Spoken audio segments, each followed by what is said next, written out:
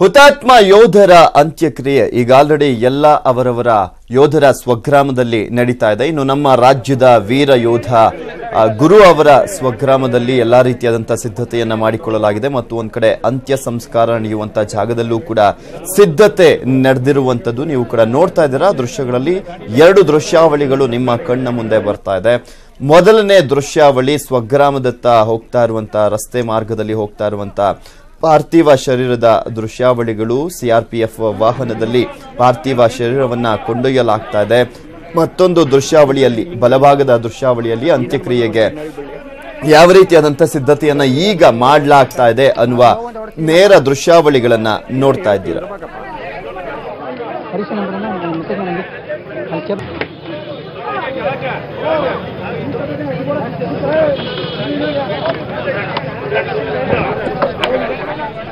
ನೋಡ್ತಾ ಇದ್ವಿ ಇನ್ನೇನು ಕೆಲವೇ ನಿಮಿಷಗಳಲ್ಲಿ ಗುರು ಅವರ ಪಾರ್ಥಿವ ಶರೀರ ಅವರ ಸ್ವಗ್ರಾಮವನ್ನ ತಲುಪುತ್ತೆ ಮತ್ತು ಒಂದ್ ಕಡೆ ಎಲ್ಲಾ ರೀತಿಯಾದಂತಹ ಸಿದ್ಧತೆಯನ್ನ ಮಾಡಿಕೊಳ್ಳಲಾಗಿರುವಂತದ್ದು ಅಂತ್ಯಕ್ರಿಯೆಯ ಸ್ಥಳದಲ್ಲಿ ನೀವು ಕೂಡ ನೋಡ್ತಾ ಇದ್ದೀರಾ. ನೇರ ದೃಶ್ಯಾವಳಿಗಳಲ್ಲಿ ಸಾಕಷ್ಟು ಸಂಖ್ಯೆಯಲ್ಲಿ ಅಲ್ಲಿ ಜನ ಎಲ್ಲ ಸೇರಿದ್ದಾರೆ. ಆ ಊರಿನ ಗ್ರಾಮಸ್ಥರು ಅಲ್ಲಿ ಮರದ ತುಂಡುಗಳನ್ನ ಇಡ್ತಾ ಇದ್ದಾರೆ. ಯಾಕೆಂದ್ರೆ ಇಲ್ಲಿ ಅಗ್ನಿ ಸ್ಪರ್ಶ ಮಾಡುವ ಮುಖಾಂತರ ಅಂತ್ಯಕ್ರಿಯೆಯನ್ನ ಮಾಡಲಾಗ್ತಾ ಇರುವಂತದ್ದು. ಸೊ ಹೀಗಾಗಿ ಕೆಲವೊಂದು ಮರದ ತುಂಡುಗಳನ್ನ ಇಡಲಾಗ್ತಾ ಇರುವಂತದ್ದು. ಅದಾದ ಮೇಲೆ ಕಟ್ಟಿಗೆಗಳನ್ನ ಇಡ್ತಾರೆ. ಅಲ್ಲೇ ಆ ವೇದಿಕೆಯನ್ನ ಸಿದ್ಧಪಡಿಸಿರುವಂತಹ ಜಾಗದಲ್ಲಿ ಅಂತ್ಯ ಸಂಸ್ಕಾರವನ್ನ ಮಾಡಲಾಗುತ್ತೆ. ಇನ್ನು ಒಂದ್ ಕಡೆ ಅಲ್ಲಿ ಅದಕ್ಕೂ ಮುಂಚೆ ಗಾರ್ಡ್ ಆಫ್ ಆನರ್ ಅಂದ್ರೆ ಇಲ್ಲಿ ಸಕಲ ಸರ್ಕಾರಿ ಗೌರವಗಳನ್ನ ಕೂಡ ಸಲ್ಲಿಸಲಾಗತ್ತೆ. ಅಲ್ಲಿ ಪ್ರಮುಖವಾಗಿ ಅಂದ್ರೆ ಯಾವ ರೀತಿಯಾಗಿರುತ್ತೆ ಅಂದ್ರೆ ಸೇನೆ ಅಲ್ಲಿವರೆಗೂ ಕೂಡ ಅಂತಿಮ ವಿಧಿವಿಧಾನಗಳು ನಡೆಯುವವರೆಗೂ ಕೂಡ ಸೇನೆಯ ಒಂದು ಸುಪರ್ದಿಯಲ್ಲೇ ಇರುತ್ತೆ ಪಾರ್ಥಿವ ಶರೀರ. ನಂತರ ಅವರ ಕುಟುಂಬದವರಿಗೆ ನೀಡಲಾಗುತ್ತೆ.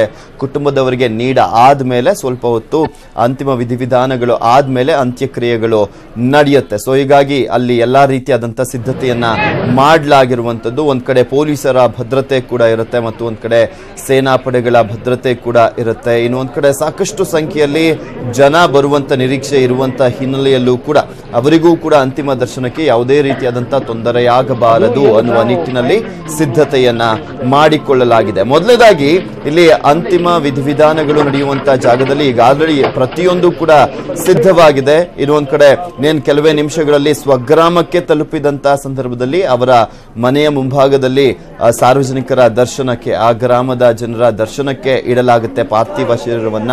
ಅಲ್ಲಿ ಸುಮಾರು 1 ಗಂಟೆಗಳ ಕಾಲ ಅಂತಿಮ ದರ್ಶನಕ್ಕೆ ಇಡಲಾಗುತ್ತೆ ಅನ್ನುವ ಮಾಹಿತಿ ಲಭ್ಯವಾಗ್ತಾ ಇದೆ. ಆದ್ರೆ ಸಮಯಾವಕಾಶ ಸ್ವಲ್ಪ ಕಡಿಮೆ ಆದ್ರೆ, ಯಾಕೆಂದ್ರೆ ಬರುವ ನಿರೀಕ್ಷೆ 2 ಗಂಟೆಗೆನೆ ಇತ್ತು. 2 ಗಂಟೆಗೆ ಸ್ವಗ್ರಾಮಕ್ಕೆ ತಲುಪುತ್ತೆ ಪಾರ್ಥಿವ ಶರೀರ ಅಂತ ಅನ್ಕೊಂಡಿದ್ರು. ಆದ್ರೆ ಲೇಟ್ ಆಗಿರುವಂತ ಹಿನ್ನೆಲೆಯಲ್ಲಿ ಅಂತಿಮ ವಿಧಿವಿಧಾನಕ್ಕೆ ಎಲ್ಲಿ ಲೇಟ್ ಆಗುತ್ತೆ ಅನ್ನುವ ನಿಟ್ಟಿನಲ್ಲಿ ಕತ್ಲಾಗ್ಬಿಡುತ್ತೆ ಅನ್ನುವ ನಿಟ್ಟಿನಲ್ಲಿ ಸೊ ಹೀಗಾಗಿ ಬೇಗ ಎಲ್ಲ ಅಲ್ಲಿ ಅಂತಿಮ ದರ್ಶನದ ವ್ಯವಸ್ಥೆಯನ್ನ ಮುಗಿಸಿ ಅರ್ಧ ಗಂಟೆ ಮೋಸ್ಟ್ ಪ್ರಾಬಬ್ಲಿ ಮೀಸಲಿಡುವಂತ ಸಾಧ್ಯತೆ ಇದೆ ಮನೆಯ ಮುಂಭಾಗ. ಅದಾದ ಮೇಲೆ ಆ ಒಂದು KM ದೊಡ್ಡಿ ಬಳಿ ಏನು ಒಂದು ಅಂತಿಮ ಸಂಸ್ಕಾರಕ್ಕೆ ರೆಡಿಯನ್ನ ಮಾಡಿಕೊಳ್ಳಲಾಗಿದೆ. ಅಲ್ಲಿವರೆಗೂ ಅಂದ್ರೆ ಮನೆಯಿಂದ ಆ ಒಂದು ಅಂತಿಮ ಸಂಸ್ಕಾರ ನಡೆಯುವಂತ ಜಾಗದವರೆಗೆ 2 ಕಿಲೋಮೀಟರ್ ಅಂತರ ಇದೆ. ಅಲ್ಲಿಯವರೆಗೂ ಕೂಡ ಮೆರವಣಿಗೆಯನ್ನ ಮಾಡಿಕೊಂಡು ಹೋಗಲಾಗುತ್ತೆ. ಸೊ ಹೀಗಾಗಿ ನೋಡ್ತಾ ಇದ್ದೀರಾ ನೀವು ಬಲಭಾಗದ ಒಂದು ದೃಶ್ಯದಲ್ಲಿ ಆ ಒಂದು ಮೆರವಣಿಗೆಯನ್ನ ಮಾಡಿಕೊಂಡು ಹೋಗಲಾಗುವಂತಹ ಒಂದು ಸಿದ್ಧತೆ ಯಾವ ರೀತಿಯಾಗಿದೆ ಅನ್ನೋದನ್ನ ನೋಡ್ತಾ ಇದ್ದೀವಿ. ಸಂಪೂರ್ಣವಾಗಿ ಹೂವಿನಿಂದ ಅಲಂಕಾರವನ್ನ ಮಾಡಲಾಗ್ತಾ ಇದೆ ಆ ವಾಹನಕ್ಕೆ. ಸೊ ಹೀಗಾಗಿ ತೆರೆದ ವಾಹನದಲ್ಲಿ ಮೆರವಣಿಗೆಯನ್ನ ಮಾಡಿಕೊಂಡು ಹೋಗಲಾಗುತ್ತೆ. ಅವರ ಮನೆಯಿಂದ ಅಂತಿಮ ಸಂಸ್ಕಾರ ನಡೆಯುವಂತಹ ಜಾಗಕ್ಕೆ 2 ಕಿಲೋಮೀಟರ್ ಇರುವಂತಹ ಹಿನ್ನೆಲೆಯಲ್ಲಿ ಅಲ್ಲಿ ಸಿದ್ಧತೆಯನ್ನ ಮಾಡಿಕೊಳ್ಳಲಾಗಿದೆ.